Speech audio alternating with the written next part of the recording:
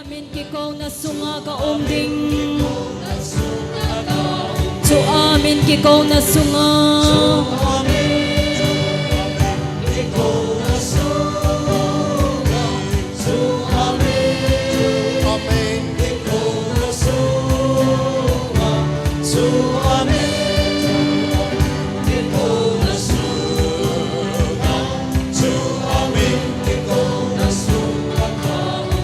Batin sumkon ay ginaphan hi a umlaw ting chule. Ton sot hin na kovaan ni soting le. Akop ting alung to teluy pipang kalangkat laman. Su amin kikaw na sunga ka umding. Su amin kikaw na sunga.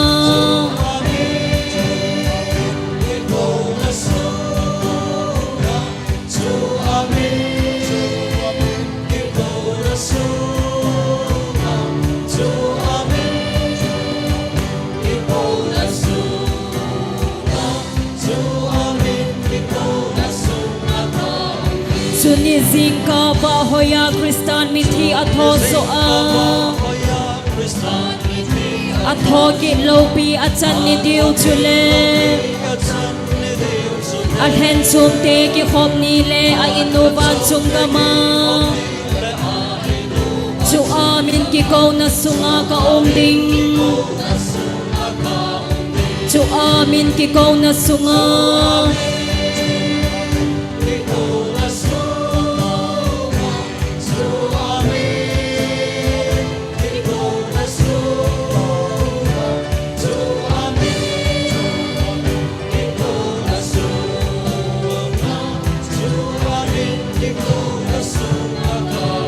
Pathina tonging katin iso apat ni humgezin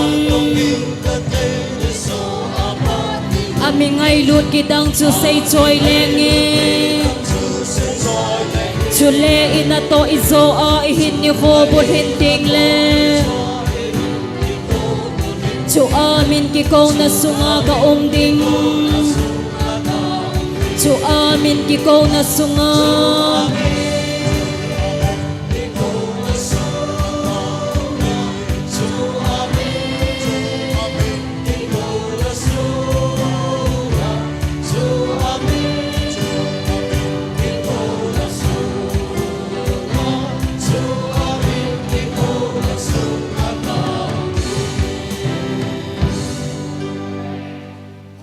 Giêsu hung kiệt đinh khát lấy lệ, ra khát lệ,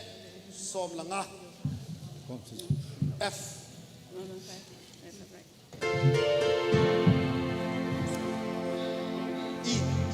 E. E.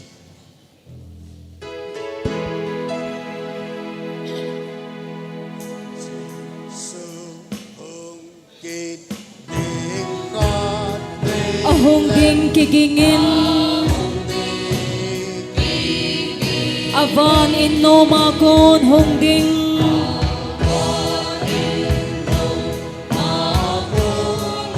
ahong ding kigingin ipakay zu di taahi aman hen chom ten nom ding apalal to na angadin ahong ding kigingin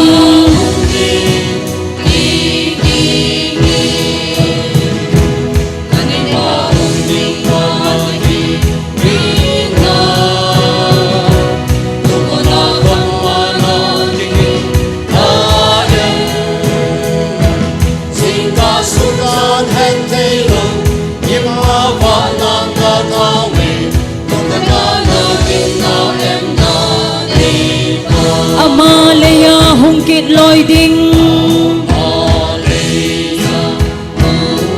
ahong ding kigingin alet alal akipantay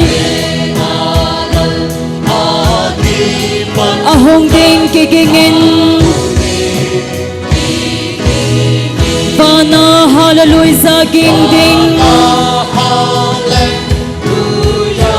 hu hing na hin po ding Giêsu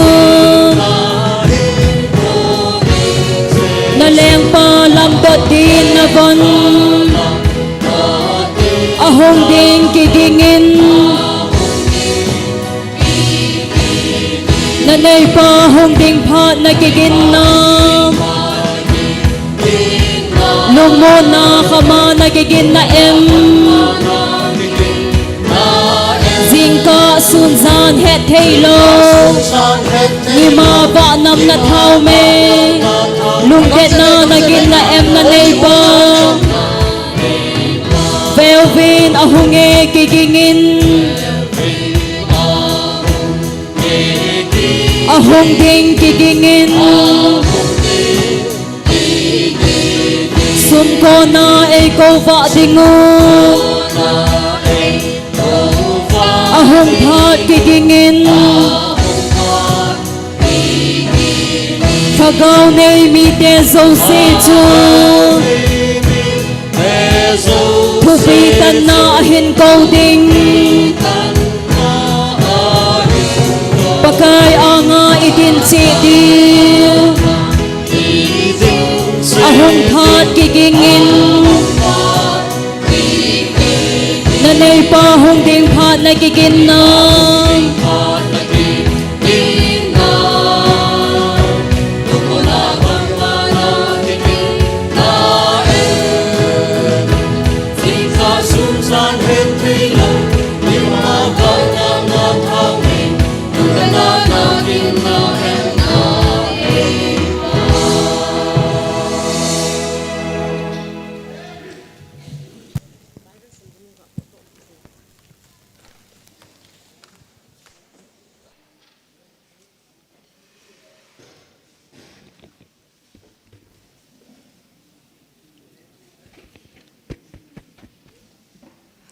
Buina le hasat na tam zong le pathenin tu zana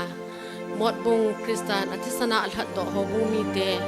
pate ni ko mang thei dinga mi hizat pi in pui ko ma ha chung nung pathen thangwa na sang pen ka hin pe in pate zo se pate ni ko pha chi bai ka hin bole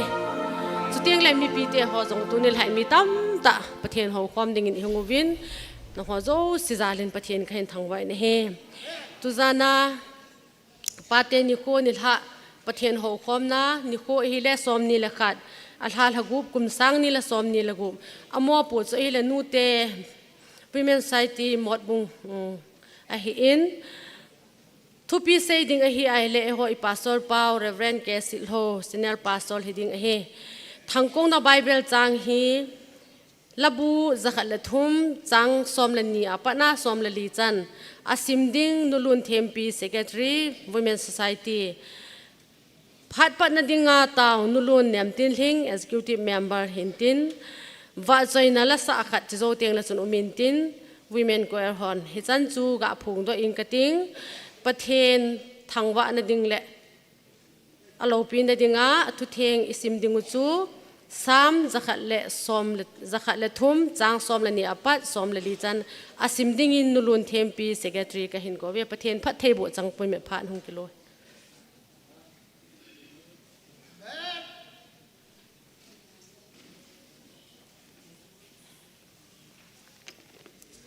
Bible sang kan sim basangin tunil ha pate ahung ki khom ho zo se pate ni kho chibai ka hin bol win he tunil ha Bible sang isim do diu labu zakat le thum chang som le ni apana chang som le li chan labu zakat le thum chang som le ni apana chang som le li chan chang som le ni sole ni lhum ki gamlat bangin isu khel naw gamlata in atol mangtai chang som le thum mi pan achate alainat pi bangin amaging te chu pakaizin alainat pi e chang som le li azi chu aman e kisim dolu ahen leivuiza konbo ihiu agel do zinge labu zakat le thum chang som le ni apana chang som le li chan pathin thu theng isim do naw pathin in avelin phate e bo pe ki taw hen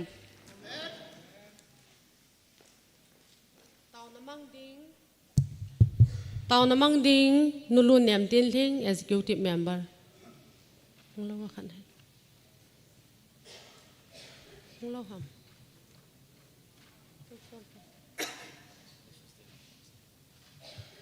ahung lo wa hi lalung se ten assistant pastor pan ki pat na ding in pathen hinga tao na eman pi lew ka hinti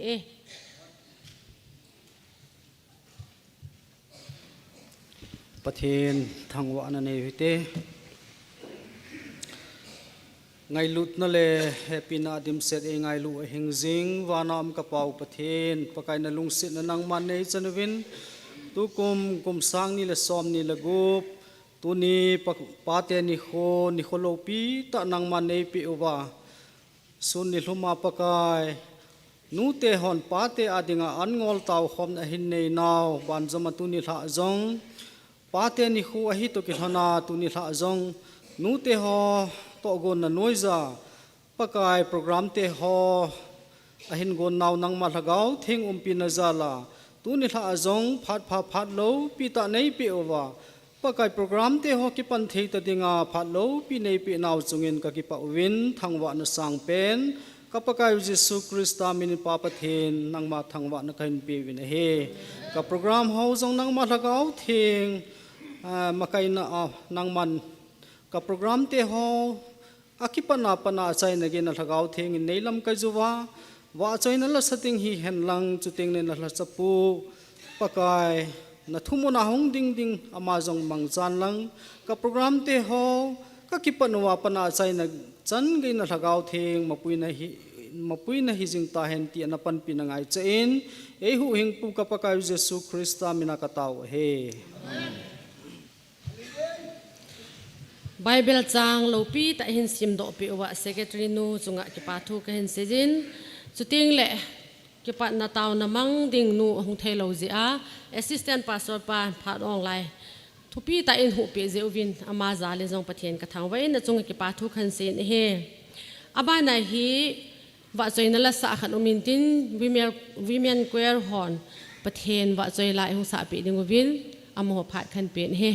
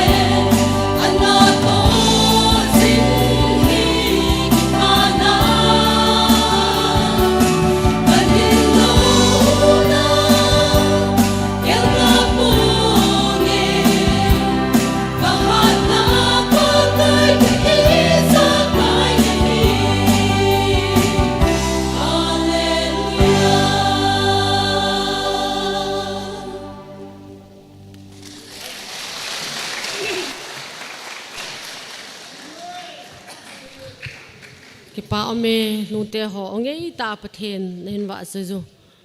na chung che wa ki pa thu khan sein pathenin onge naw jong tu ba na jong mang cha be be je khen ho bung ding le women society adinga pa cha ni ve nang ho hi tu na ban chal kin hitin Bible recitation week action hinul hingneu sit hole aloi ho hi win ama ho akuna Bible alam tot thu a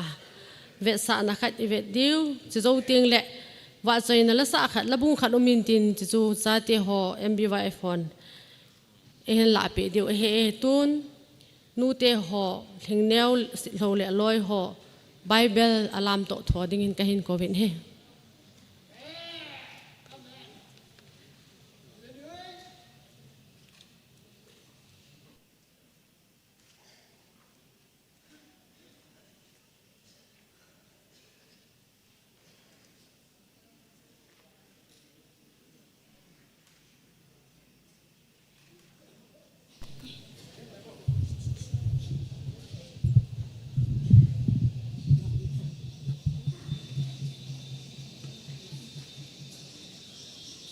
Labu zakat cang kanapat cang acan Atupi Hangwa na le til kau na la Cang khat Gam tinin pakai zan tipala Otso zezun savin Cang ni Ipatain pakai kin bolun lang Lasan ahing hinzonun Sang thum Pakai kiti hi pathen ahi hethe mun Ei sempau ama ahin ei ho ama a ihi ve Ami te ihi vin tiang ngoi banga ama anpa kiwa ihi ve Sang li Thang ba pumin akyal kot punga hung lu nun Ba choi kumin a in pia hung lut nun Thang ba un amin choi anun Sanga Ize inam iti le pakai nun nem ahin Alung set long lovin a itiin atho zingin Akita nasu akang kamin ahung zinge Labu zakat cang kanapat cang acan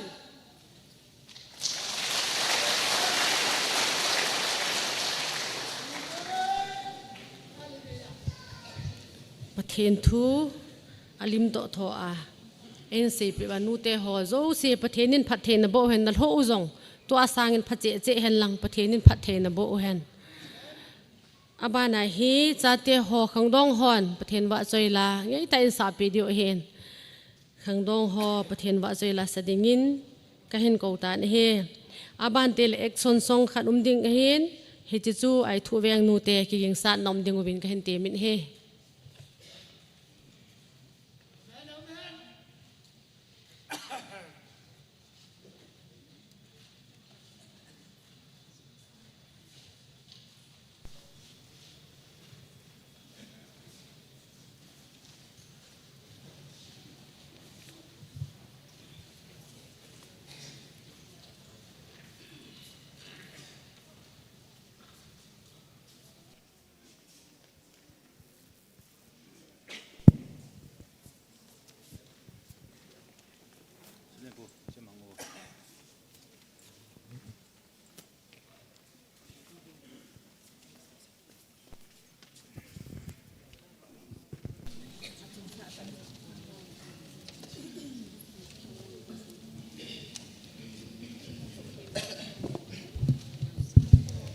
Hello. Hello.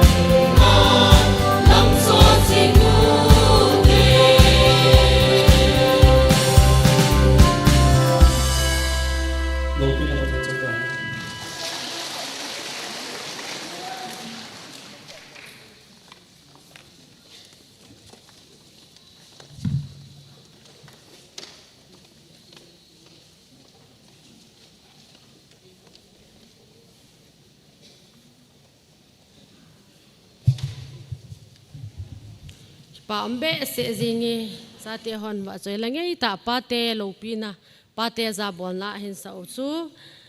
pa te ho zo song ki pa diu ka ta sanin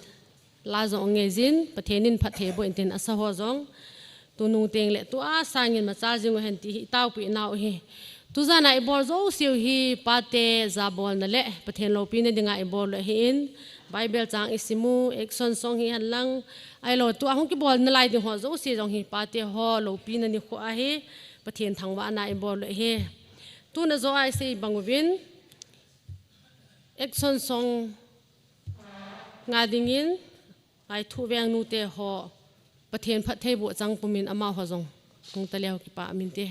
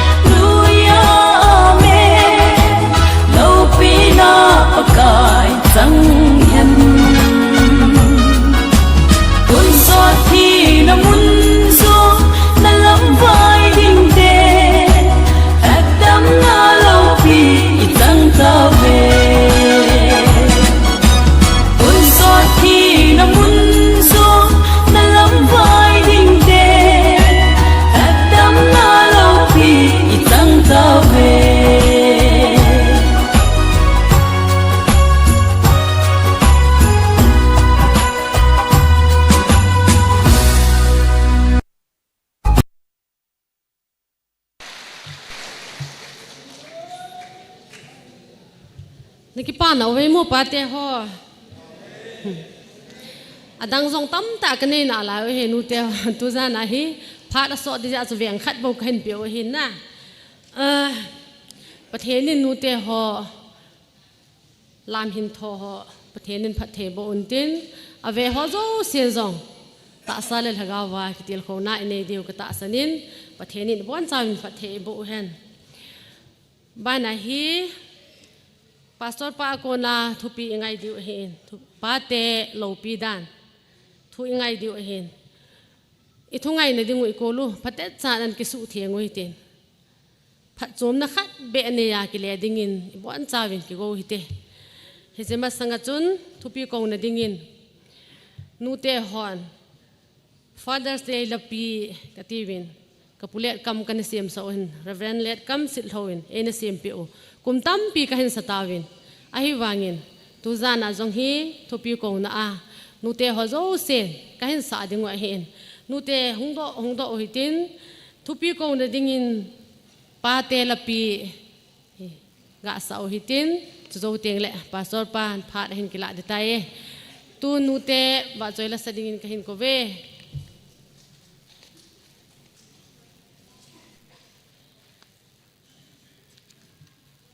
ได้ที่มีโอ้ยยังไง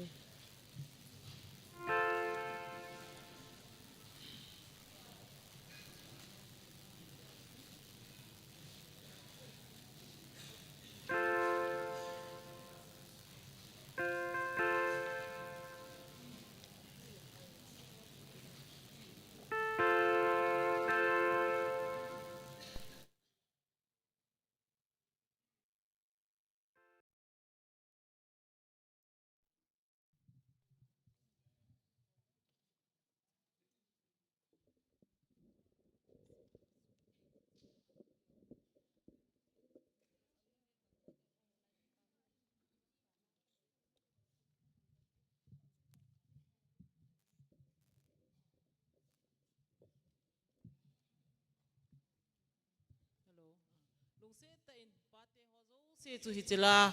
nu ten khain sa songu wa hin tin pe di win pakai minin tim na kahin ne je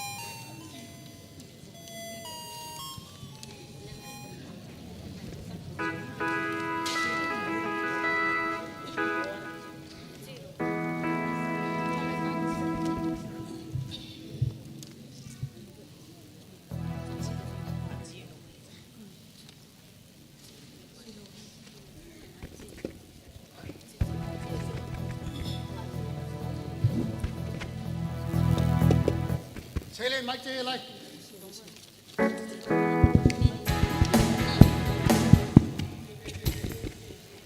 check yes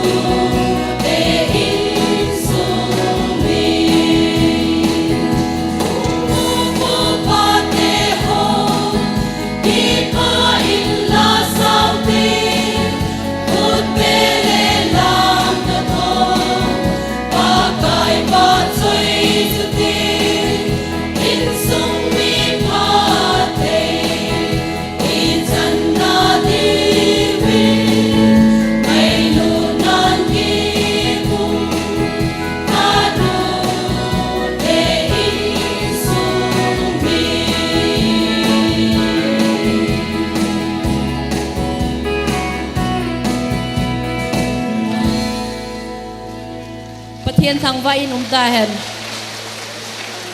ibon sa in to tao te pa te ho ki bo jong cho se hi chom khat ka ga din mong mong he ve na vi le te kativa o wa choi la hin sa nu te ho zo se ja lin jong pa then thang vai num hen lang asa do wa choi la hi asim pa reverend let kam jong pa thenin phat thei bo hen ahung ki sa do a hin za ho zo se den pa te ho zo se zile cha te achai na chun in sungui le krista lampi tan khan te nahi naw na ki vet phat lo wole ti in krista adinga pa hangsan palo thing hi the che dingin pathenin ki sado ba joila pa te zo se adingin ade in phathe bu pi taw hen tun pathen phathe bu chang pumin pa te lo pi na ti thupi se dingin pakai ha chapu pathen phathe bu chang pum phat khan pitan hi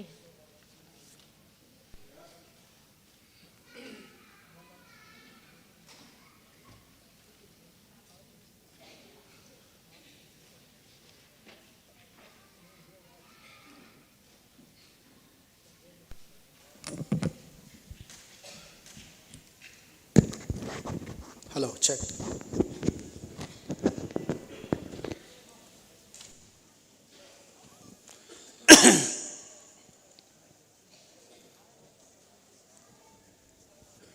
Anom le zengin anop dan chu atepi behelin anomin chutiang le tuzana ahong kaizo se anom poi ti ding koi ma om ding kata san pon chule online na hinve ho sopi ulanau chutiang le mot bunga umjong le ta sadam moze cha moze te zia hong kai thilo ho ain muna tv a ko na hinve honjong no masa te diu kata sanin chule munchom choma ko na delhi goti bangalore munchom choma ko na ve ho hicho hun kai na pang honjong nom asa diu ta san ome nop kiti hi enjoyment nop sa kiti hi thilpha hin pathen lungdei zong a hin pathenin zong achate hi hin khunom dinga eidei hi pathen i ho naw zong khu nop isa diu adei hi ai wangin enjoyment iti tengle negative langa achi ji in sapawa epiham hin khonop sa na pathen do na hin khulang pang khu achi ji in hichipa khu a hipon ahin la thanop nop sa pathen ho zong hi genthei ta holoding nom ta free ta thanom ta holding la zong isa teng na thanom ta free ta chat mo le la discipline nei ta la sa khang hitalo ithai zung elim bona nom ta la sa ngai he thu se hon jong nom ta thu se de he nom ta ki kan cha hen hu na fundamental hen hu na hitai se de po nei lapal se bon jong thanom ta hal ta det chet ve vu a lapal se de hi poi music tum ho jong det ve vu a ki phalam hen hu na ti tum dei pon tai nom ta tum de guitar tum on jong kitai tum de hi pon thanom ta iman ilung thimen at thanom ta hal ta guitar tum de hi alarm hon jong alarm ho chu namu lo wo he kate ta bol chula nop ta alarm chula ai wanga che ho chu thu sei tam te hi wa na ho na ipi choreography bol ngai ham hi chi lam dot khu ipi bol nga tiang chu anom kit mai the om lam tan te tu za na mi tamovin hi ji chun thil tampi ka sei no me om lam tan te pathe noi nom tau de hi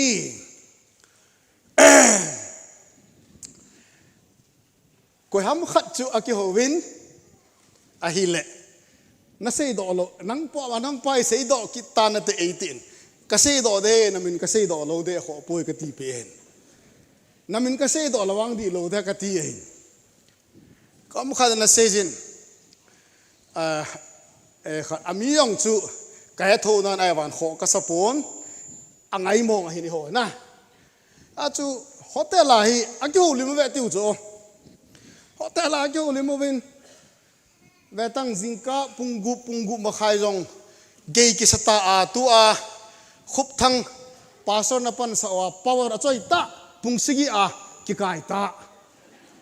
ade di ai bol ta u punggu ma khai bon gei ki sanalaya ati che phe na cho khat pa chen theman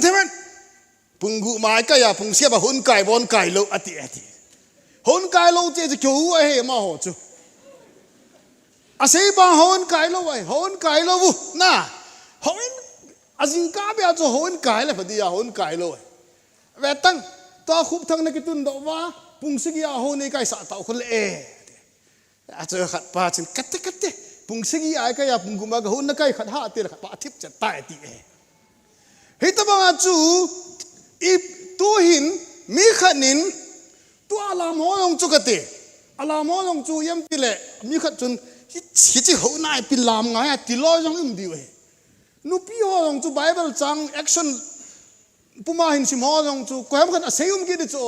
nu pi ne le no ki thim tak ati lo yum ki di chu chi chu nunga ho bol ati lo yum ki diu chu ei kho poi kho nai sa he na nu pi ho long chu smart thei dan dan chu nunga o sang smart gam ta ba chu nunga o sang smart gam ta ba chu la ya chu nunga ho ka chu ji chu ki khel ta na nu pi ho smart da ta ba go lo sang upa ho smart gam ta o ka ti he ka ti khang ki khel gam ta la ki tet gam diu ta chu ai wanga chu ken ka sei chi pham tia le hey ka chapa yong hen wang le yong khu smart mo dan dan khu ki sim lo hai chu ki sim lo tu la khang dong hoi ki sim ta lo chu ya hai ken ka sei chu ka jinu ko ma boy no e ho hi ki sim ta ha na e ho hin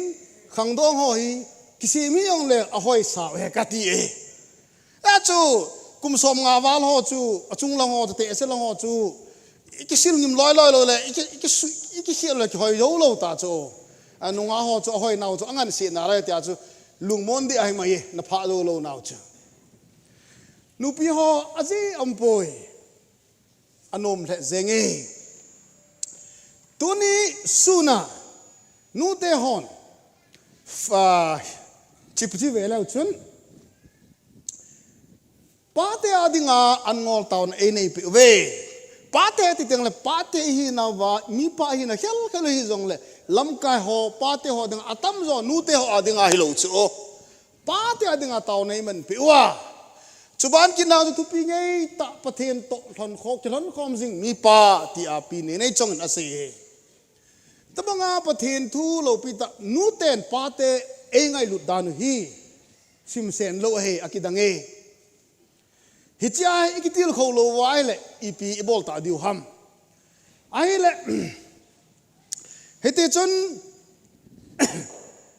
hichi bana chun tu za nin jong abol ki novin kavet vele teachers day to ong ki lo ta ne asilanga ka se po teachers day a khu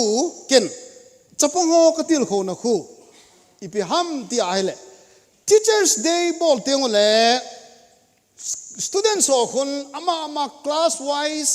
category wise individual wise group wise a khun ja chom ahoi ta items bol ve tao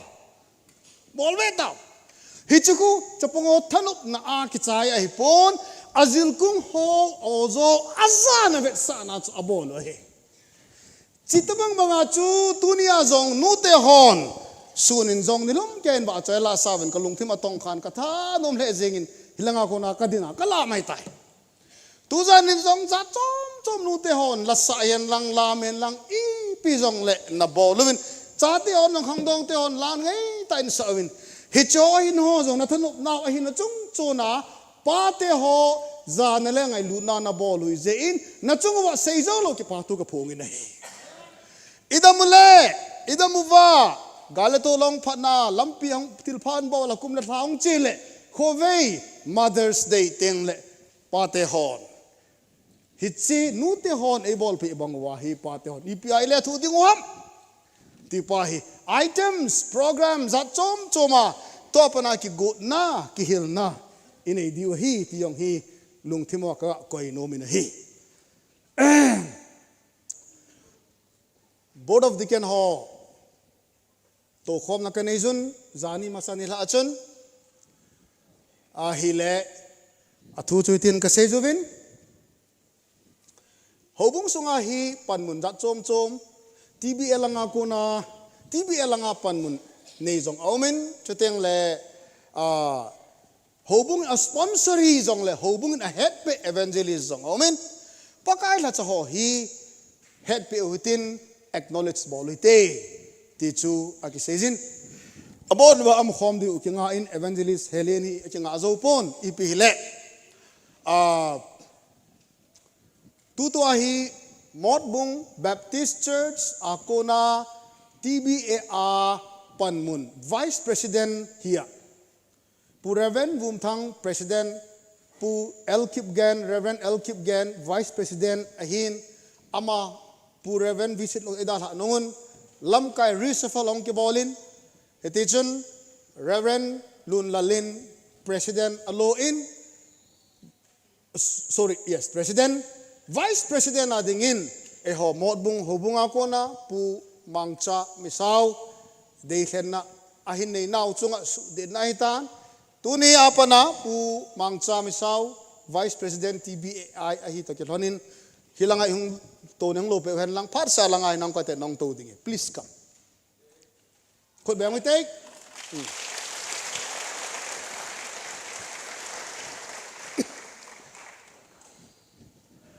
aba na executive member long amkinin TBA langa executive member inejun modbung ako na pu sonsat lovum pu heson salemveng lungse ten hong kalden lang to mun hong gilo lungse ten hong kai jing le se le pu heson hong au ki phalam lo di we idin mundung juya to namun ikilo divin ikitemon ahi so bang we take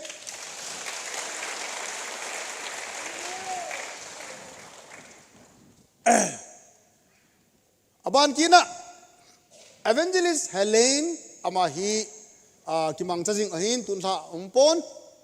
hezong le ong phat teng le ong kai si le langai atu dingin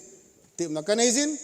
hobunga ko na sponsor ai lo wanga ama evangelist voluntary evangelist hong pang pa KBC ai lo ale CHBA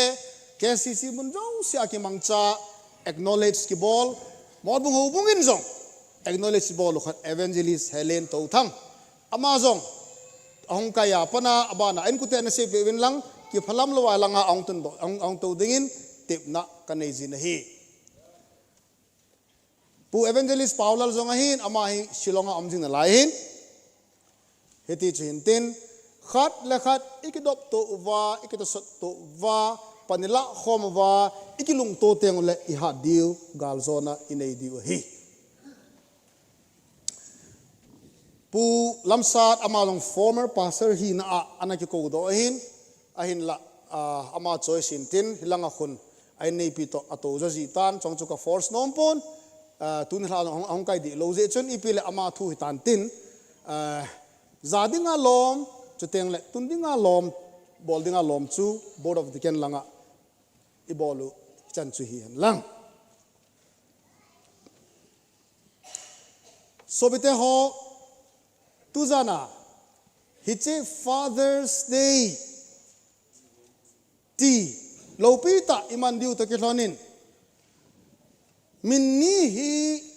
ina su mil khaw wale I het jing ding win tip na kanai zin hi Sonora Smart Dot kiti hi iza khawam iza khapovena iza khadu su min mai thei hi masang laya 2007 lang azong chun kana se ye ai wangan kum sia se yong cho kan pon kana se ye Sonora Smart Dot sumil po hite Sonora Smart Dot aban kina Anna Jervis igel dawam tamtane da Anna Jervis amani hi sumil lo di wa he 2006 pastor na in tong panuwin 2007 chun Father's Day Mother's Day ho hi in panuwin mi gam ho chan ho akive in ahile eon jong boltau te tin kahna podo in heti chun Mother's Day ama sapen 2007 chun morung baptister sa inamang uve hicha chun om the low pute pate ho amina se ngai lovin Bible la low ipi Mother's Day Father's Day ipi day naman ham ti yong chu ana phun loi jong chu ana nai ahin la thanom tain mong in mang pewin ache sa kum thum sunga wanghin inamang tapo ve galatol ze in celebration ho chuteng le ipp ho hi inaman povin Christmas ong ana ki man thawahin hi cho inaman lo hi tan tu kuma hi continue in bol kinu hi je chun sonara smart dot kitipa hi Bible Genesis bungsagi changi na aumpon Bible lao mahipon amahi America ho ahin kum sangka joko som kum sangka joko som achu kum kit la kila se kilo di waitan hizong le chomcha ka se hin kum sia cho se yong ngai pon kum sangka joko le som ma chu Washington USA ahi it is sonora smart.hin pate ni ho Father's Day hi ain pat do hi hije chu ipidinga ain pat do ham ati ahi le sonora smart.chun hije pate ni ho hi ibola ain pat do ham ati ahi le 1908 kasi wa ken long kai ji kumi ka thei pon history ka pon 1908 kuma Ana service in anu ngai lu na zala anu adal ha anu nga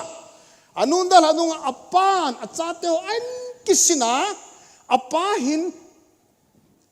azola Mother's Day king lu gentin apan adal ha anu hin na sata ahin boipi nunga ahin boipi ain khau cho apan dal hawanga chu it's another service apain adal hawa anu hin an khau khawa chanu chapa ucha mi gup tam mi sagi tam kai tan ama ho che hoi tan khau khawa chu phena chu anu umlo nunga chu anu zana dinga hi it's a movement chu ahin pana anu another visin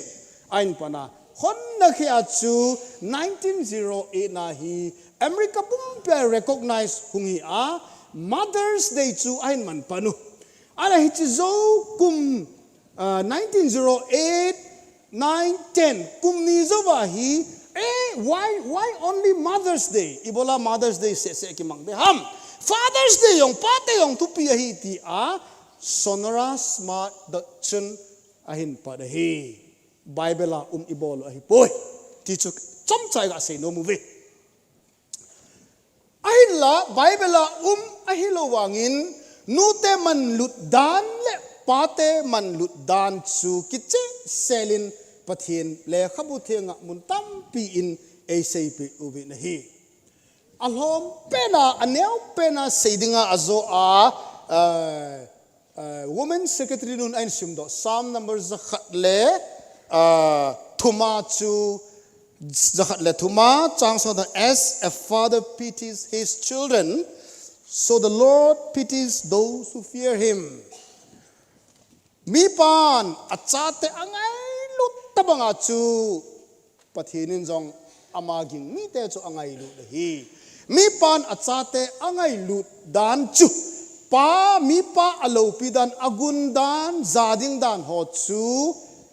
pathin le khabu thengin jong recognize abo la hin Father's Day bangun akiti lo wangun Father's Day mangun akitipo hiachun mangpo te iti aile Christmas mangun kitina umde lo hi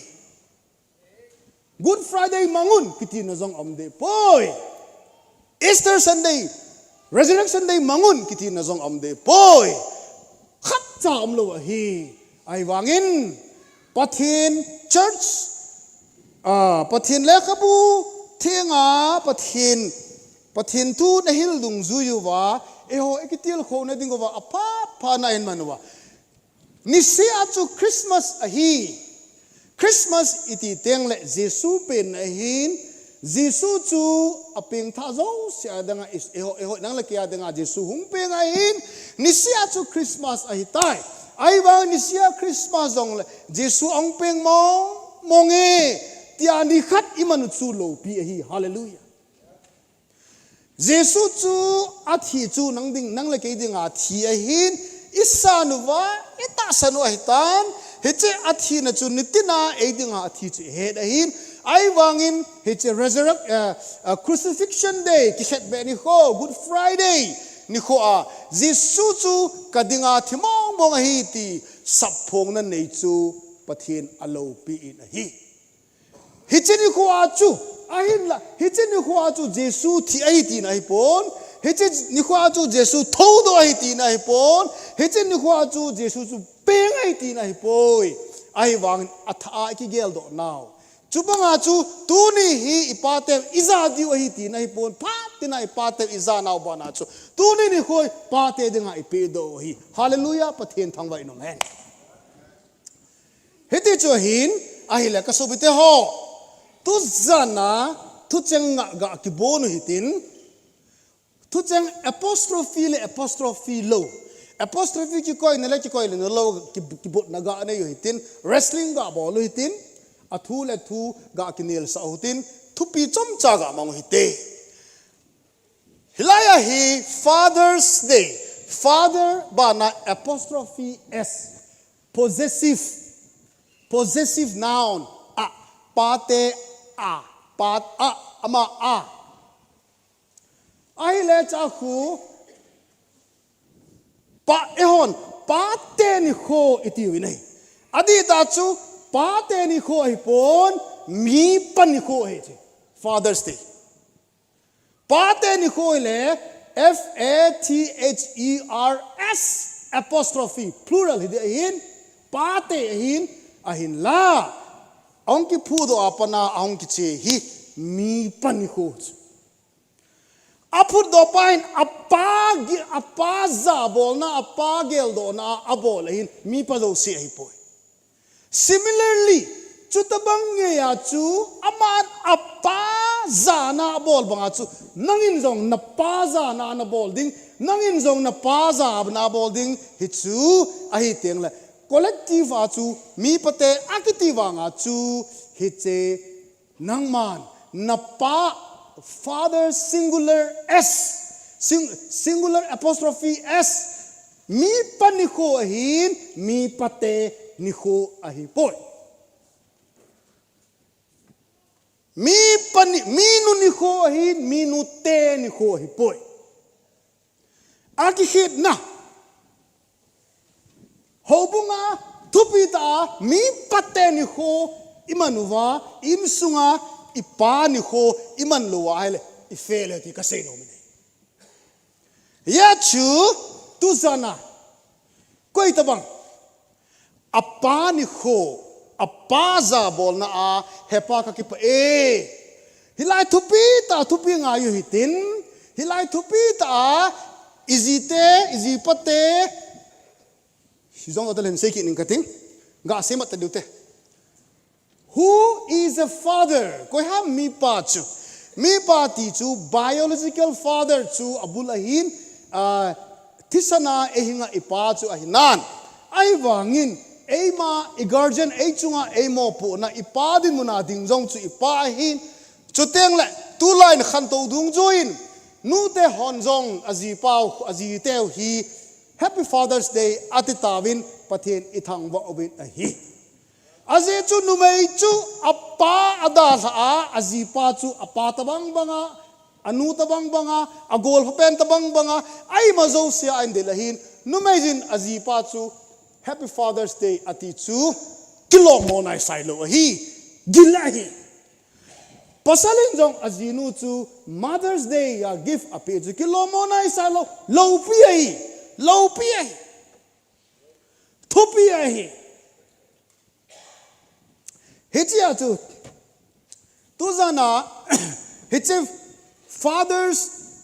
hobunga iman pawi father FATHERS plural mi pate iman nuhe hitse mi pate nuten iman pe ohin I want original abula mi pani khochu nazite koma ala na hinga na pa koma na inmuna ngailut na zana tuni ni kho achu na pe hinam ti chu ikidongon ipe khai khat to wala ki khen teng la nei pu chu hangin lang happy Father's Day chate na pau chu hangwin lang happy Father's Day ti hi kasei no min hi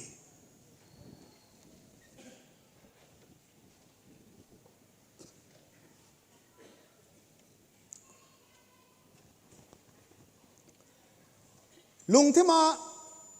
ga don bun hitin ken wang ka bol tai ti amal ilung sungwa khot domo hitin kabol hi la ye ti a hele ilung sungwa in ka che teng le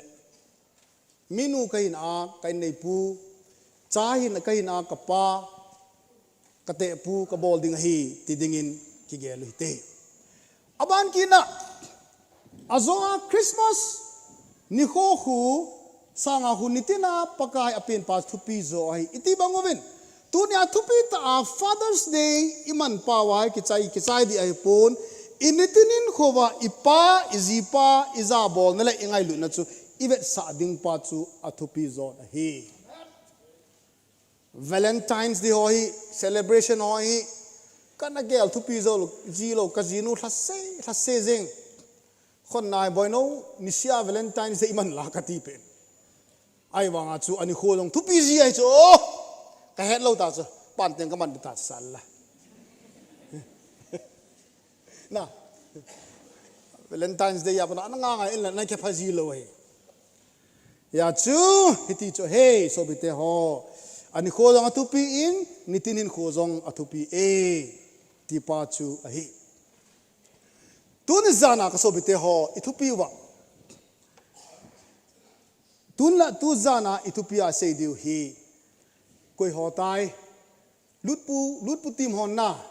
Father's Day ni se la ke sim phan nei ti kasumalong katso ipi sei cho na e ho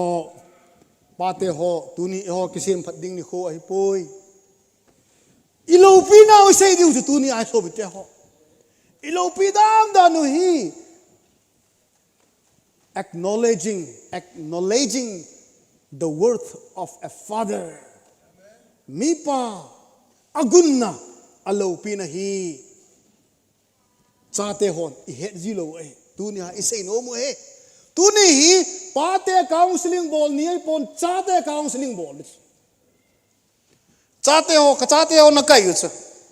na pa ke ma hin I chen ya kangal nam ki het ta chate ho na pa ni chen ya nangalam tunin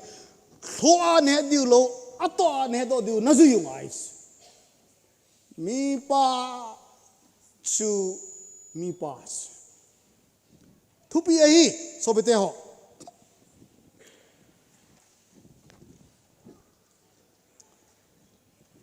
Selin what's on tam non ta na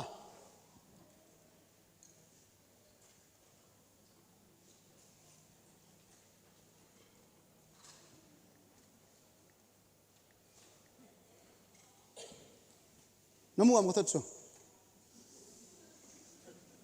ready das na ready piong Selin lahat katho dai tuzan ka kisumo in ka chapong ho boarding chapong ho hi la sa de ka ti cho tuni chu kyon long Father's Day kamanowa thupi ka se yo la sa ol ya chu jing ka chu aphana khong the lo he nu te ho avela ka se ki de he awale nu te sei angai nom lo ham na ti de chet pau chu sumi lwin ka ti e bang nor sei ka ngai no ma kamil hilong jeng chu la pa ka den ka chapon la sa chu kamil hilong jeng tu za nai hung diu lai ka thupi e ki thopi diu teng le bol de ka ti le ka timing chu kana ke hil punggu kai sa a pungale minute som nga ki to chet le ba sa na to diu punggu masalang nang thun diu kati chu kate punga ma khai zo anai ki na mi idim ta hungda ta wen kati hin ai chomo chonga hele ki the che thelo de mu khana to diu hin la sa chu ka hi longin hi cha kon sermon kapita nai hin la te bo chelit hin thain lang hi cha ko nen thupi pan hi te Iza sa wahin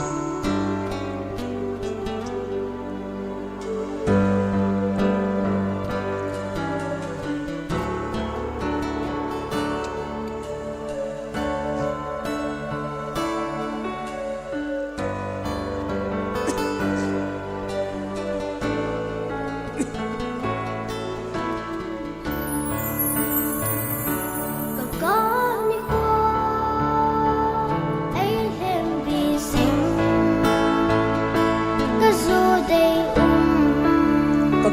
ai hem bi sing ka so de apa ai ba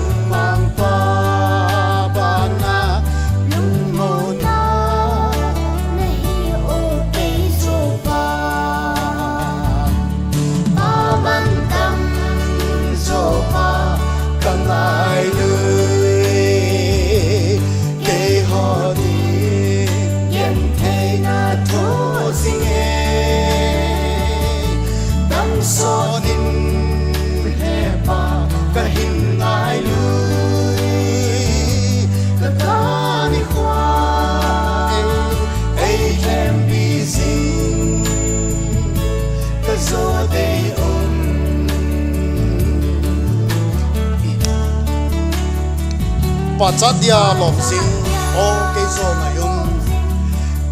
ke zo ngayun en sumi gen te ding na pal po loi le go anga lung len zo ding in zo chanin ke ho din na pang man tâm cho pa cầm ai lui cây hoa din gen thế na thô sinh đam so din he pa cái in ai lui cái ta ni hoa ai em bi sing cái zo đây Pachadia lom sing o ke zo ngayo en sumi gen thei ding na phal boy loi le gon anga lung len zo ding in zo chen ke ho ding na pang sing e ke ho sil na chen e ding na gil na tho e sun bin gian tinin lung in ke ho nei ke sing pa man tam so pa ka ngai lui ke ho din gen te na tho sing dam son in he pa ka hin ai lui ka ka ni kwa ai hem bi sing ka zo dei ka ka ni kwa ai hem bi sing ka zo dei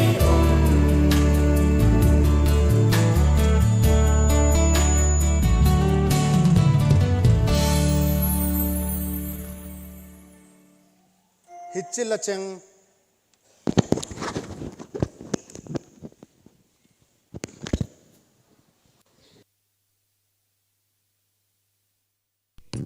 check hello la chi tuni ka za amasat pe na hin anaki lovin anasawin kalut le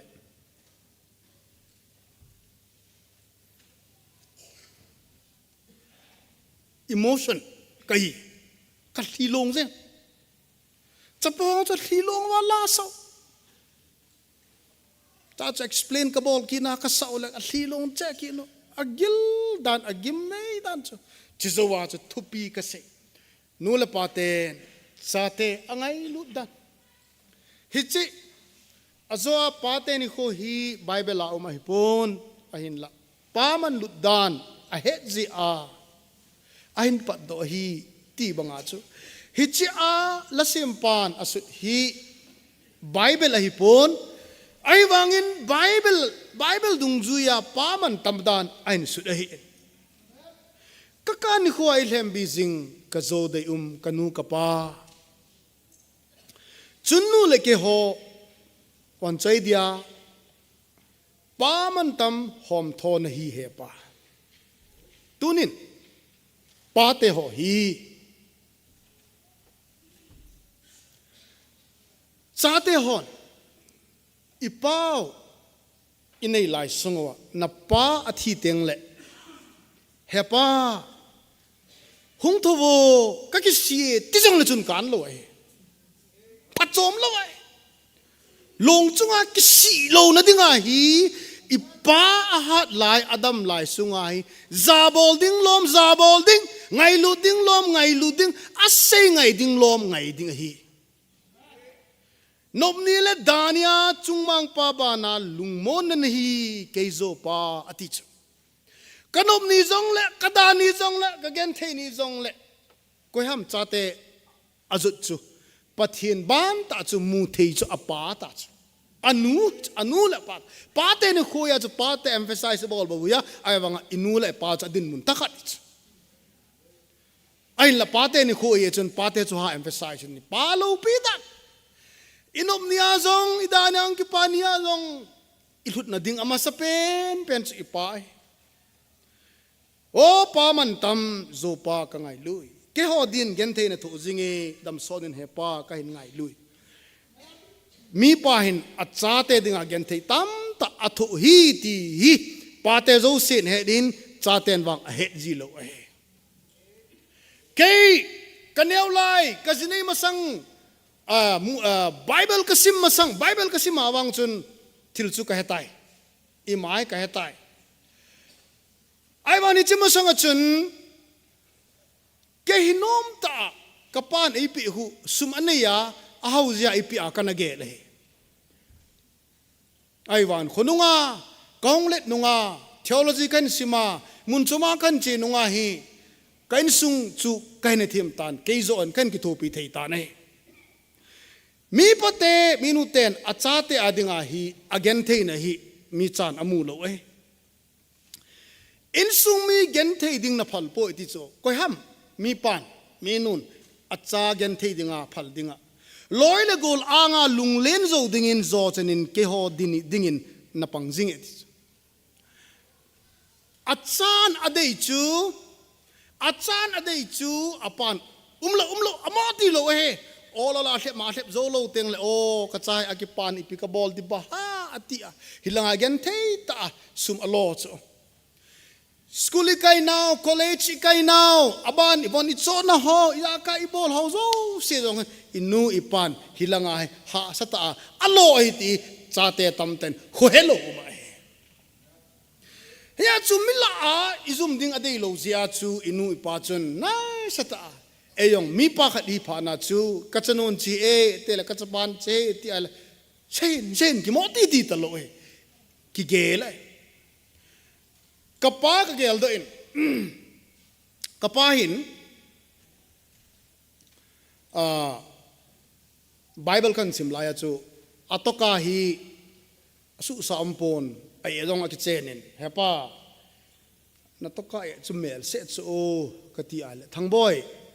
nang von hoi na ki von le ai jingi ke ding lungi min ati e ei lung se dan chu avon jong chu atha aki cho nom lo e ke chu mi la ka that teng le ka gen the na ko man amu lo e nobody sees my family chate ho tam ta imu chena chate ho nga go ho mi la la teng le in sungi ki mu lo chu in sung ko man amu lo e ai chu inui pa nei lung se ji a hi mi dei mi nei chu ei nei so chu in sung ki mu lo ai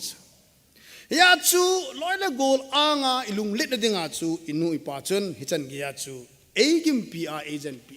them zil ding gel nan gen thei na thoi ti chu ya chu ka chapangot like na sata ka hin ma chu hostel amwa boarding amwa sum gen thei ta langa allo wa ama ho hilanga hi khwe phalowa umding a khon na teng la i ma chai ki lo ding pon na ma tunin khang dong ho cha te ho i pa te ho inu te ho alo pi na hi athem le tunia kachapate ni jong uma nahi ama ni jong kahit lai na pa ke ka lo pi na hi na nu ka lo pi na hlon hi thum kachate thum o athum wa pasal si amin numai tani pa ma manen thum ho amovin na nu na pa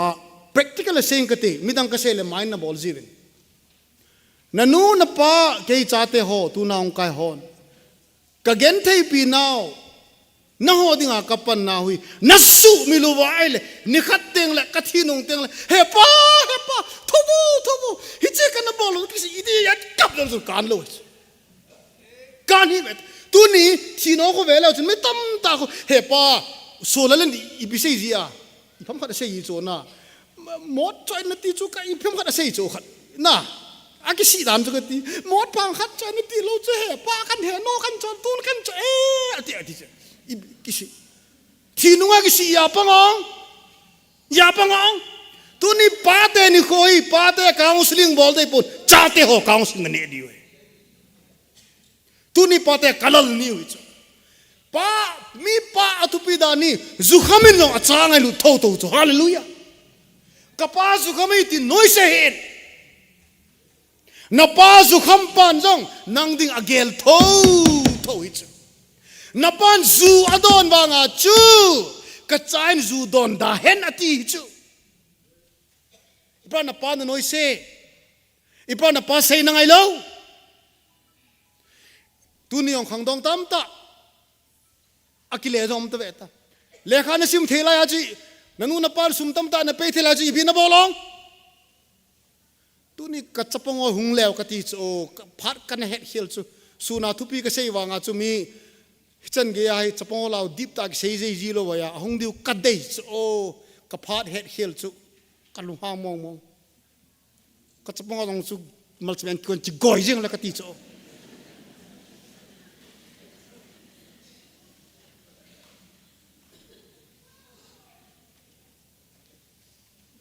a pha do mai til do say a pha do mai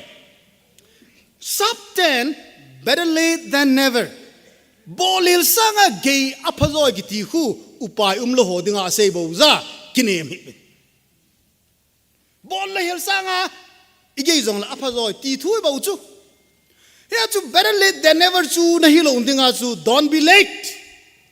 tong college kai ho atua pathin bel the ho min na ding lampi gel the ho chu pu chongwom Dr. Chongwom kenwang kan hepon kapan sei zin ein hel zin na pu chongwom chu biwaf lam kai pana chu lam kai khat hi na chun la ada thei pon phat chen na chin a group ho khomin ateng la ong kil pa nawam biting ong patel ama anamang zi tai ti huya na mangam aina lekha ga sim ai wa chu leader khat hi na chu apan mun chal asu buli de society yong poimo he society yong poimo he wa balance chi lo wale in chen I career to kha thei chu e wa nin khoi mandani thib lo dai society I lut be set jong le ama ta bang chu hi helon ka ti nai lo pi chong ai wa chu Amen. Line met len umbeta. Tim zin lai puma. So selan pan mun wangi la lo pai. Ilata zong le padacha. Juteng le insunga dinga zong balance chinga ya. Balance chinga ya hin. Chia hi chate ho khangdong ho chapong ho tunin chapong ho umpon chapong ho de adanga thupi ahin tunia khangdong ho atampi alit gam hidaitan. Ami ding ho mi gam ta ding ami lo ding ho hiti den nyon hi gam ta diu kan ta lo kanless am dan chana go chia chu hita banga chu inu ipan egel ho na ho elung sin na suma iwa chu aga mudinga nula pat ei dei sa nai so chu ta salam thu ahin sagau lama zo azo in sam number zo kala thum chu nu telam kai nun an simtan tua hi isei di hi le 3 John bung 3 John chang thum koi tabangam khanin John thot khat do John thot thum na bung khat ati zi in bung umlo ahe bung umlo ahin changa ki pan ahe chi isu milo diu ahe 3 John bung khat jong umlo bung ni jong umlo abung umlo verse amje 3 John verse 2, 3, 4 Simoite Beloved ngai tate ho I pray that you may prosper in all things and be in health, just as your soul prospers. Ngai tate ho, na thagaw lam, akhan to diu, thagaw thua, na machal diu, kadai bangin, imalam jo siya na machal diu na khan to diu kadai. For I rejoiced greatly when brethren came and testified of the truth that is in you, just as you walk in the truth. Izinem ti ahile so pi ho phep khat hungwa nango tutta a na chon thu ong se chu na sata in kakipai na hi. I have no greater joy than to hear that my children walk in truth. Kaiman kachate hi tutta a chon ve tia kaja sanga kakipana ding adang ampoy pathina thulopi ta isim do now pathe abusa athain iho din pathe bo pitaw hen hilaya hi ta sa jong ilol hindiu sagawa jong ilol hindiu ti hi changni ai omine jackpot nike ama ahunga pastor pan masat nowa apaw kanale a chu heje thu a sei chu kache pi e Christian te chu ta salama zong in chen diu thagaw se hello pathin ade he ti hilai ko na an sei chu na su ta in kitil khonan kanejin ken jong ha ta in kan che pi nei ai la chachun changli achun ain la kipa na hi no greater joy kipa na dang kanai bu chu thil dang ana lo hin diu how na le sumlapai bol theina lekha lama na lo hindiu thu ati lo pichu lekha a china thibna competition na lo hindiu ati lo pichu but walk in truth thutta na chon nu kalwala kakipana ding adang kanei poi ati he tuni hi thutta kiti chu mi pa hello jong umdichu a heading achi pilo umdichu ahiwanga chu acha chu thuta achon ding chu adei tho tho dich so what is walking in truth thuta achon chu ibiham koi tabangam khat chu IAS officer the business lane ta bol the awa thuta amulo the hi chu IAS officer MPS officer, MCS officer, Lord Hinna, business lane, Amazon lane, Hauna, Sumlapai, Lord Hinna, Chu, Achu, Pathin Kipana ding, Inulapa Kipana ding, hi aile. Eho sang sanga, Kolho, Zat dang tidang namdang Pathin, Hilo, Lord Hingu ahe. I want to Lord Hinna who at the ahipon, Pathina, Lord Hinna pa at the ahe. You can prosper. You can walk in the way that your father wants, in the line of education, in the line of business, in the line of success, but without truth. Nanuna pan aday alungtup exam sangta na pasit lol hinna leka tip na chuteng le bol the na tamta na bola ay wanga tutta na neida the ahi. Ahin la tutta na nei le tutta na nei pa chu tutta chona na chon na pa pathin lungdei na hol na pa chu na nei ting le pathin thuta chonte pathin nungdeya chonte chun seyong angai nom tas thin na long adei tas pathin thuta ka chonin pathin ka ki mu e na ti a na ta sit veng vunga ai le adi lo mas pathin thuta ka ki mu in pathina kinem na kanai Christ pathin cha ka hin ti a sei na ngai lo ai le adi lo mas chizia chu lasana tauna angol tauna hoin kaina gitar tumna a thuseina a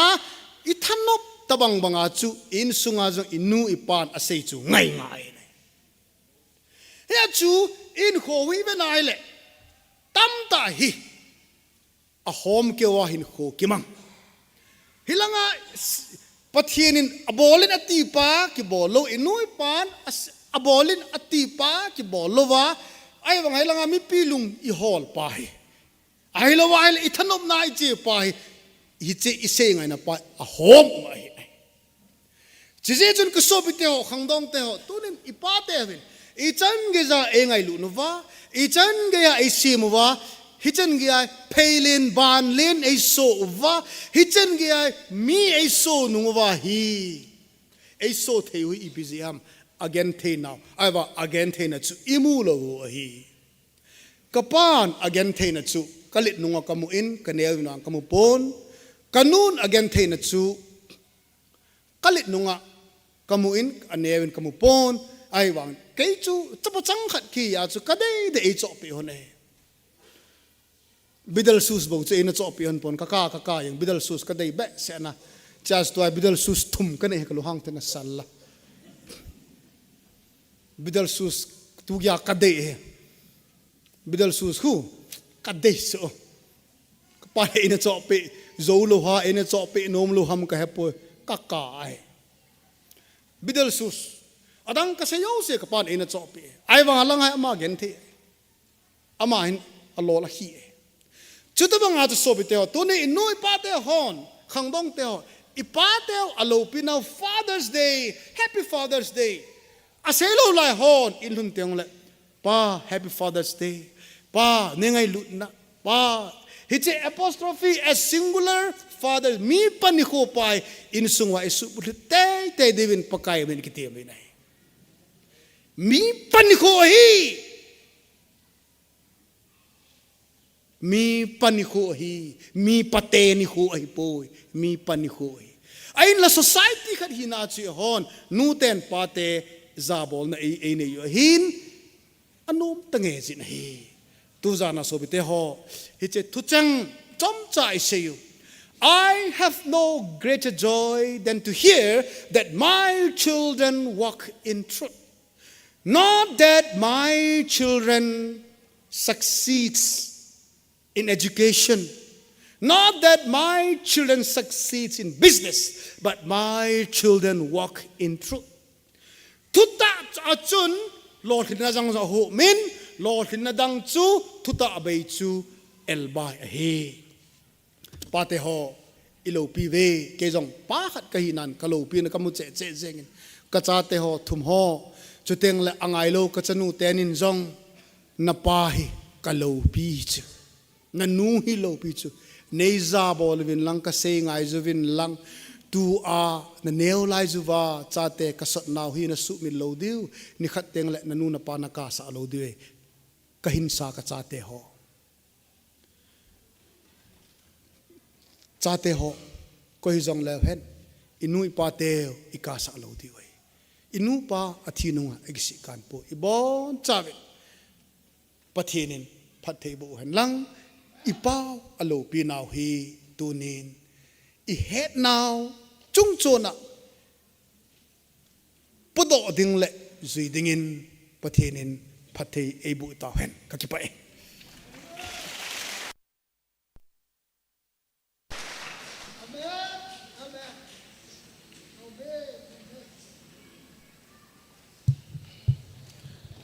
pathen tholo pi ta pastor pa akona izawin pate ading se hello nute ading se hello chate ading hoi bon chadingowa thuman tam tai se do piwa pastor pa sunga ki pa thu sevin an se do thu cheng ho zo se hi bon chawa dingin phachom pi thei te dingin pathenin phathe bo pi ta hen tu na banin hobu secretary pan pon phat hen landin hop so mai cham then so dinga hi pakaya jana chang reverend ti hau kip hi ding hi secretary pukain ko ve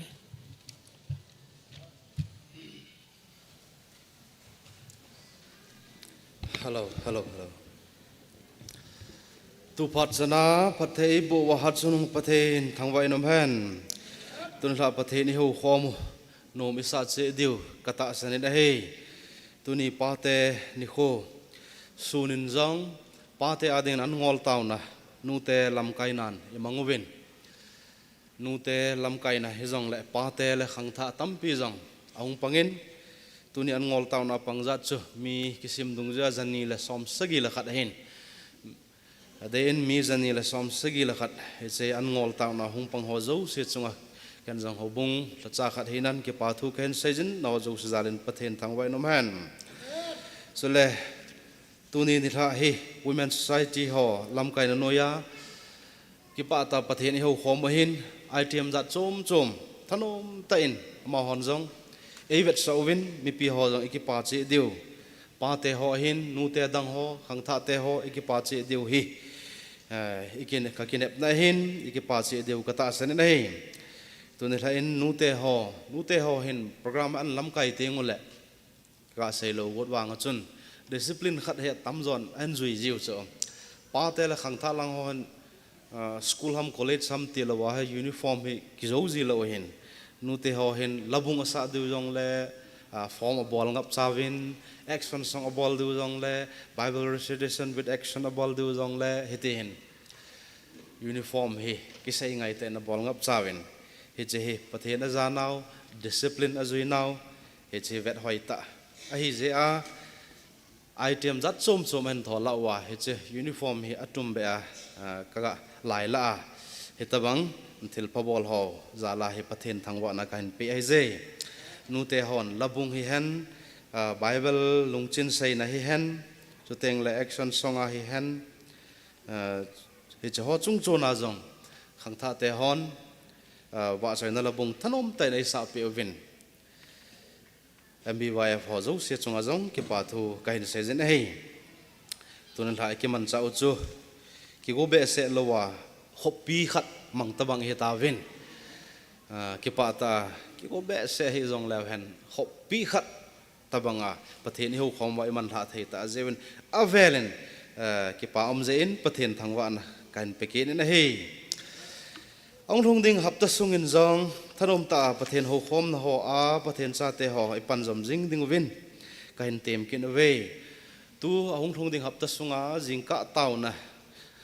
angaya jing pi taw na he pung li apana pung gup chan ho in kot ki honga anom nomen e ma dei phat pha na taw na e man ho che pi jom jing dingu mi pi taw khom na he jing ka pung gup le ke teng le e man jom jing dingu tu hấp ta sunga tàu na lam kai hi hobung diken ho hung heding ahin na menu hin phone da tang gatin diken hon in lam kai ding hi Tuesday ni tha thagau mang thai ho po na taw na hi pu thangjang home evangelist pun top ta songa lam kai dingu nilai ni pathin ho khom na a thupi sai dinga pu han pau tho vum heding chule men society kai khom hi saron weng pa te lam kai na ai ki man cha dingo thupi sai ding reverend pathong heding a hi chule hong thung ding pakai ni kho Sunday jingka teng le pathin thu senior pastor pun ei sei pe dingu he che hong thung ding pakai ni kho hi tu tha sunga dinga Sunday chai na pen a hi ding to dung zui za ni tha hi missionary kai khom na ai ki man cha dingu mission department hon kai khom elam kai dingu thupi sai ding hi pu thangjang diken mission department chairman pu hiding a hi to teng le ong thung ding Sunday ni kho hi hobung in ikigo no dungzuya chale TBA education board in ipal pi dungzuya Sunday school kum kim them vet na ding a hi he Sunday school kum kim them vet na jong ki pa ta ki wor so kai ding win hobung mi pi te ho ka hin te mu ve he chu hapta sunga iki man cha du chom lam ta iki gut theina dingwa ka hin phon do hi hen tu jing tu ni tha in jong mai cham thila tampi hong ki choisin soma khat jong mi som ni na hin pen chale suma mai cham hin sema in som le in ni omin membership fund hobung member mi gu min a hin pe hop som mai cham membership fund chuteng laga hoi hin pulut ho zo se chunga ki pathu sejin ma ho zo se zalin pathen thangwa inom hen hi chaw zo se e thin so pe diu reverend pu khunin ka hin koi ta na he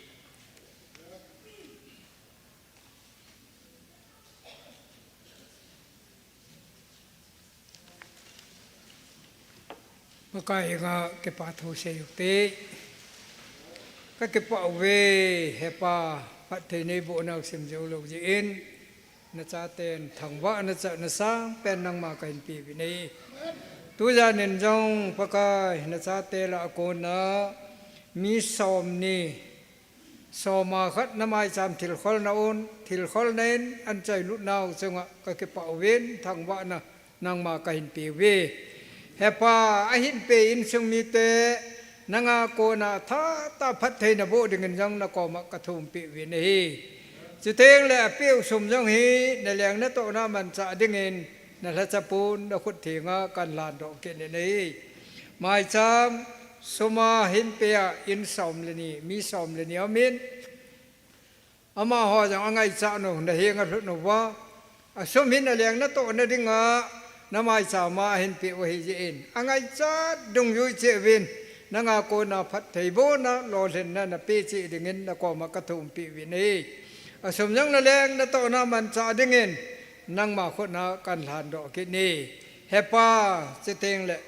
na cha hi na ke he na tu ni a mi gu ma ko na jong member fee hin pe om jin thangwa na nang ma ka pi wi nei ahin pe member ho jo se jong pakai ta san nang nang se khang jingen lang ta san na mel mu wa ngai lu na na kina kiman cha wa che teng la ahin pe sum jong hi na la sa ten na leng na to na man cha din na khot na kan lan do win hi ka gam sungu wan gu ti ho nei pe win le se no phat thei na boin mu chi chi bo ho pakai tu nin nu te a ko na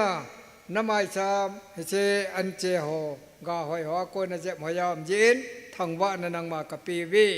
pakai he che mu chi chi bo ho chunga tha tan phat thei bo nang an pe in sung mi te a ding a jong lo len na che teng le a hin pi ho yong he na la sa ten na leng na to na man cha ding en phat thei bo tin na khut thei nga kan lan do nei tu ja na phat thei nei bo na sim jo lo na nga ke pa thu kan sia thangwa na kan pe a ma ba na jong na nga ko na phat thei bo na ngai cha ka thum na atisan te ngai cha wa pakai yesu mine insan pi on amen hallelujah pa me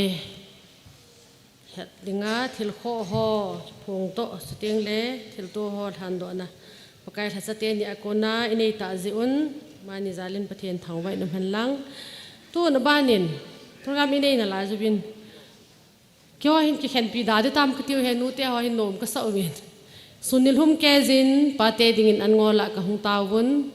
ka chimpo win tunil ha azong wa choi la a bible changa pathen thu a pa te lo pi na cha te mo po na nu te mo po na ise win hala ba na zong hin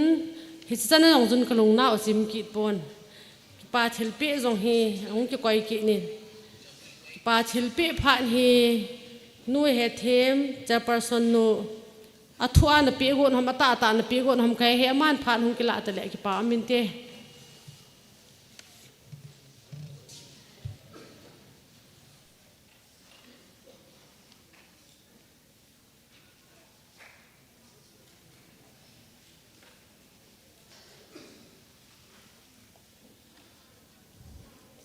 tu phat san ge ya hin puyo pakai pathen chu thangwan sang pen kain pe in pate ho hung tunir ha hung kai zo se na bon chawin pate ni kho chibai kain bolu ve ki pathil pe yung ki pe diu a hi tol honin hi chima sunga chun ipe diu dol thu hi chom chakhat ka ga se nomin phat a sau tai tin anagel hun lang kum sang ni le som ni hitama panin COVID-19 ze in Father's Day hi hiti a kai khoma thubi ta man ho he ana thei tapon phat hung chi ki ni hi le gal ki nin COVID-19 in da tha gut nu le gal ki le hiti hin pate ni kho ho hen lang nu te ni kho ho inamang thei tapowin ning kuma chun nu te hin assembly a kilol na anakine yin pate ni kho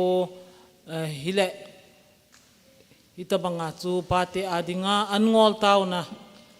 manding ti hi gun to hi ana kine yin assembly a pass ana ki bolin ning kuma sun ti sun na ki chipi in hibanga sun tu kuma jong hin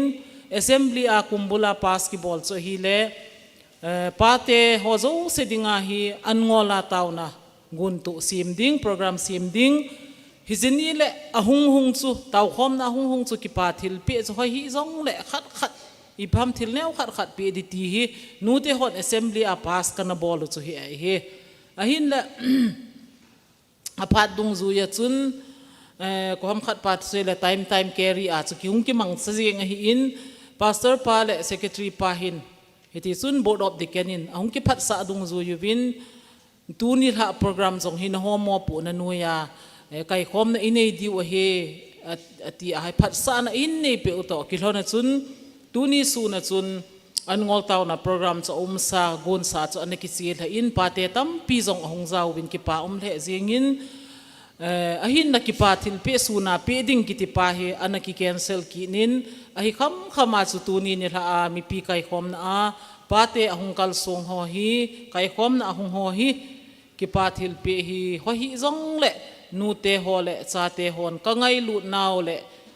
ka kine pi naw vet sa na a chu ki pa thil pe sang sun ngai lu thil pe zo ti te ngai lu thil pe hi pe dinga hi nu te executive hin kilol na khat hi ka sim ki no wa gang chela hi apha dung zu ya chu tu ni tha he ki pa thil pe ngai lu thil pe hi pe dinga hi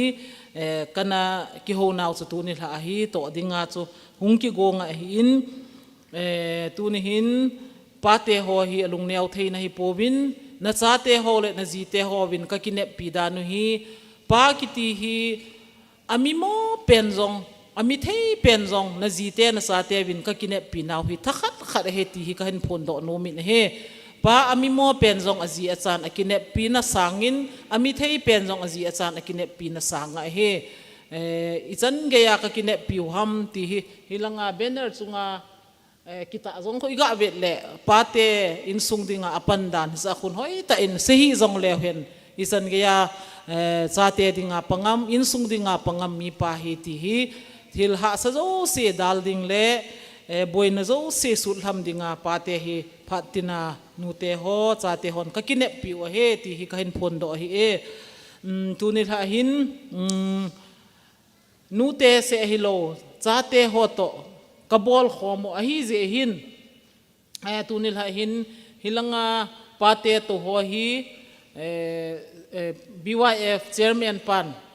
kaziet langa to ho hi ki pa thil pe hi hin pen tin chuteng la hilanga ka ve langa to pate ho se hi BYF secretary pan ahin pe ding chuteng le mi pi la ato pate ho zo se jong na bon chawa na hung din do wa chi women society lam kai hon hin hop diu hin women society lam kai ho chu hoi lai no ham pam langa khun na loi ho win nanga uwin apot do lo lai na umuzong la ka pot do win lang chu helang mi pi langa pate ho hin hon na hin hop diu he pate ho zo se lung se ta en hin din pe win lang izem te a thil hi pam phit le pa ya thil ki bol hi je hin ala sam khat to wa la sam na bang khat ho ma hi la ka thil lau hi ngot bung kho thinga zo se ka chom kho mo hi tan dukan zo se a itham khana ahung la sam kha jong le achang lo ho chulung se ta in ki phalam le he la weng lam kai hon asang lo om kha le pate achang lo ho cha lis na hin la diu hi chi chu jing le thai ting le hil ki nuwa i pe thing tho di o he ti chu amasa izem tia ala asam kha athil hin ato lo kha le ti a ka hin phun masa de hi ije chun tu hin amasa penin BYF chairman pa le secretary pa hin อาทิลสู้หินละหอนินลังนังนินหินหอมฮะโน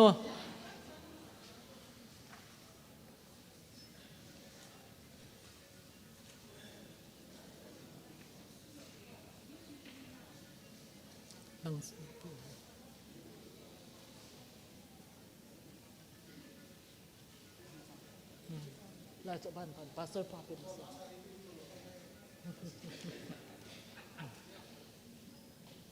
Thank you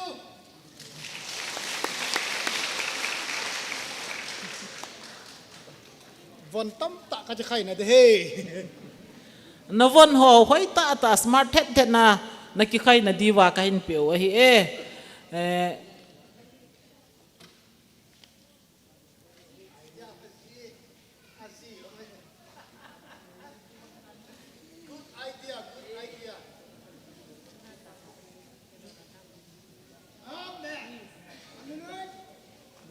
ตัวฮี BYF Chairman และ Secretary นั่นปีใจเตียงเละนูเตฮอน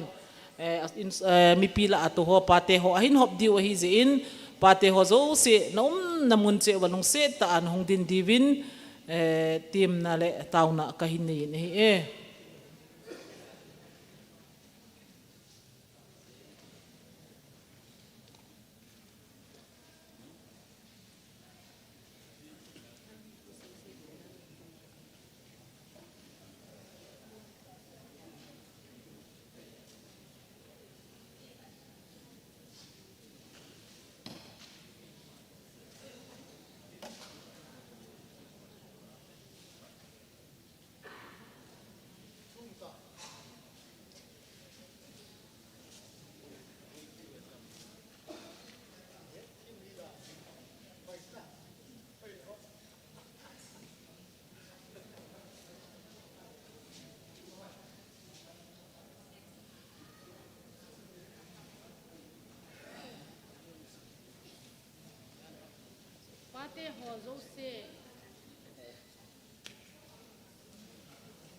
ปาเตหอโซเซปกายจานานกาดิงโซแกอยู่ฮิเตลุงเสตนูเตฮอนเฮจิไงลุทิลเปเฮอหินจอยดิวเฮนอากิลาอัลลาซูปกายมินินลุงเสตเนโตปิทุกิดเดวินกะหินเตมินเฮทิลฮีมาฮิปอนฮิวางไงลุทิลเปอากะโซโตมัวนะกะหินโจเฮนกิปาเต็นกิสานโซแกวินลัง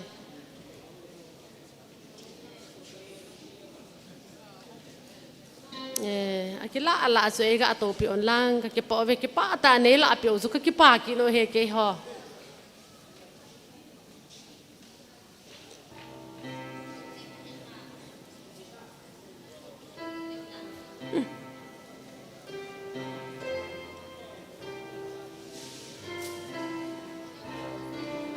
akila alo wang to hi wo akila ho bong to vin tu apa na hon pungin sel hon na hong kai dio na vono hai ta sa azu ni ke khai dio hon na hong kai jing dio ka dei sa ji azu kai in pio he pathenin pathe na bo han lang in sunga ni jina cha to lung mong sela pathen na ho khom wa Christian in sung nom ta na sim na ba no wa tuma Christian hin ho jong mi pa hin ho jong lol hing ta na man diu he ka dei sa pio he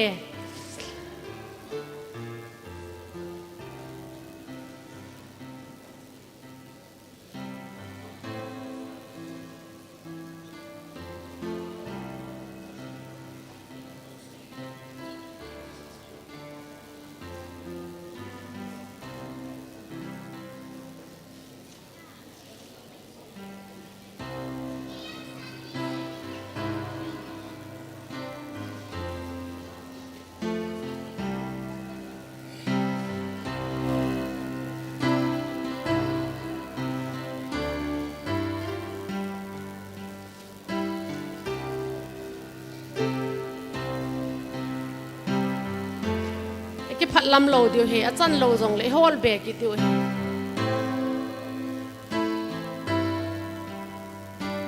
ita mo ai la kum sang ni la som ni la sigi teng la bo pa te ni ko pa ni ko hi man ki diu hi ta in sunga mangjong le hen ho bungin he je chun ki pa ta in thil pe hi ki la oi tin char person nu na sei bangin ni jem tia thin lo kha hi zong le pa te ho ading ho achang lo o ma he le li swai tai la uwa i tha pe ki diu he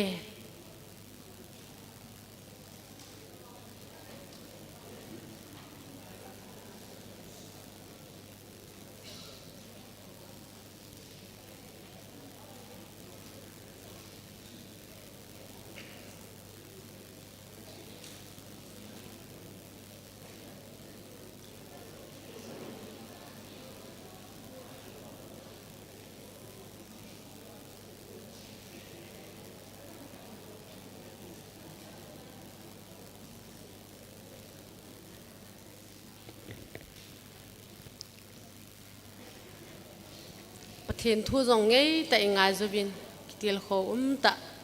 wa choila ngay ta tại sa vin ngài zubin ki pa thil pi zong ikila ki vin tu ni tha wang pa te ho hi ki pa lo khada ham wang ka he poi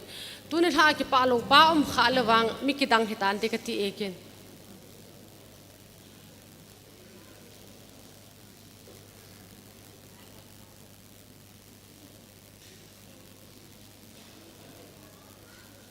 tu ai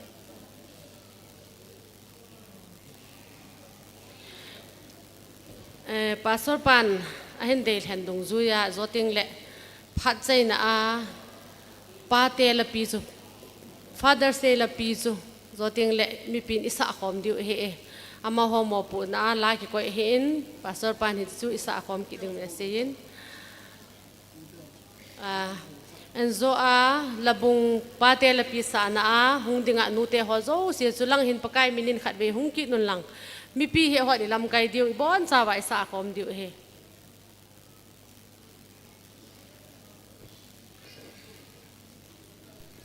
chang su ke ham ale chang lo wa ham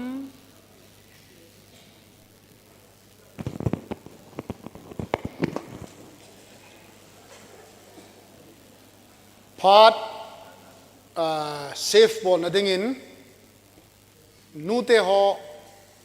women side ho la so chu hilang hong ding do win lang do teng le non nalam kai diu pate la pi chu ibon wa sa mi pi o sen sa hom diu e hong ding do bo nute ho hong ki go lu tin langa pathian ba zoi la chu isa ki diu hin chu isa chai tiang le tao nai nei diu hi tu zana i bol i to ho zo se phat ka hin tol na a bol hoi mo se khel bol khelom kha le pathian minin ki ngai da mu hitin i bol zo se i se zo se isa zo se a bon cha pathian lo pi na hi ta hen phan ho zo se chai na dingu ba pa te la pi chu bon cha win nu te hung ki gol chai tiang le mi pi zong i to na mun che akunin hung dingu hitin pathian zanan hi chila hi sau hitin pate la pi hi sa khom hitin chu zo tiang le pi thinglam executive member aman pathian hi nga taw na ei man pe wa i phan ho i chai diu tai mi pi zong pathian zana ni bon chawin dingu hite pathian ba choi la Allah chu Modern Baptist Church announcement group machun kan thonin ave theo sin ve vin lang la phala ko na zong aw hi zong le I start nu le chang ai ben lungmon na pate ho pate le in sung ka palai nei ve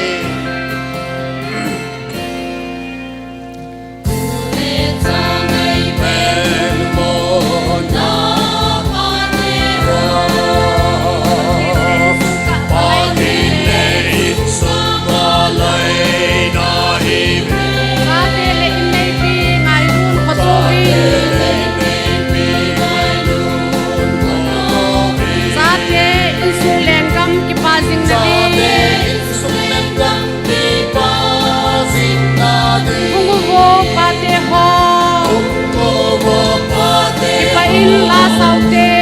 kot bele lam to thon pakai pa chute in sumi phat thei chan na devin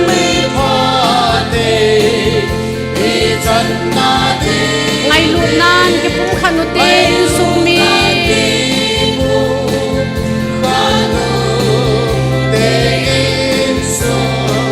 in sung mai zama thêm pu chu na hi ve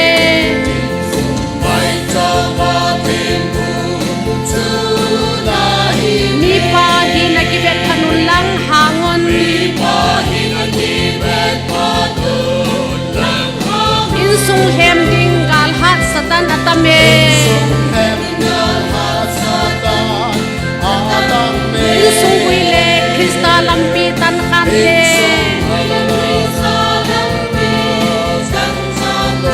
ho pa te ho ki pain la sau te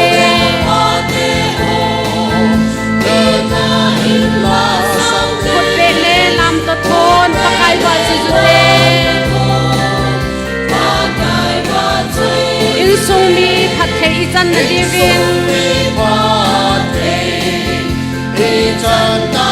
ngày lụt nan cái bông khăn nụ tê in sung mi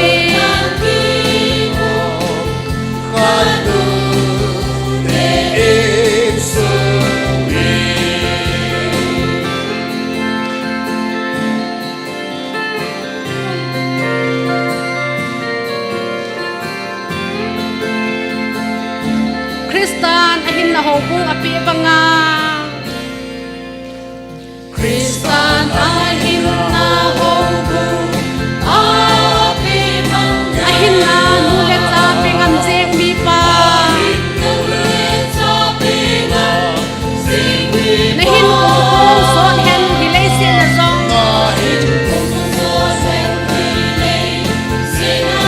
pana zong in sumi te kikim dil hen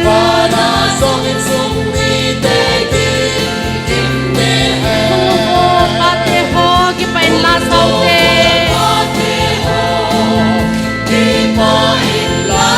pe le lam ka thon pakai wa su te in sung mi phat thei chan na livin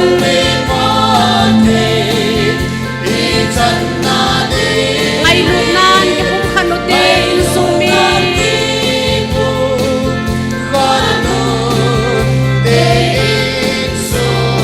ho vô pate ho cái pain la sau te khut pe le lam to thon pakai wa su te in sung mi phat thei chan na divin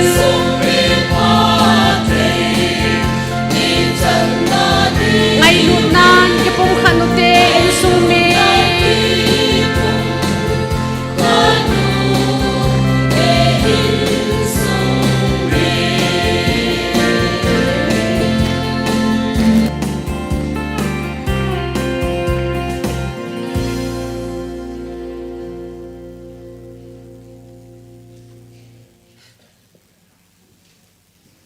Bài hình ở tàu tiền lâu pin lại ra nó trắng dinh các bài hình dinh và nó bắt thiên tu nín giống pakai hồ bung sunga pate ho ako nín nang malo pin sang tain kahin mudo ovin na thui nga ko ni hen lang na wa choi na ako ni jong le chu teng le actiona bible sanga hin sim do ho jong le chu teng le pakai pate ki papi na zala na til sem hon nang ma lam to thu a kahin wa choi na ho hi jong le til jo se nang ma pan pi na zalin hoi ke jan boilo helin nei ki chai sa ovin hi cho jo se nang ma ma pui na hi je in na men lo pi sang ten ka thang wa ovin a hi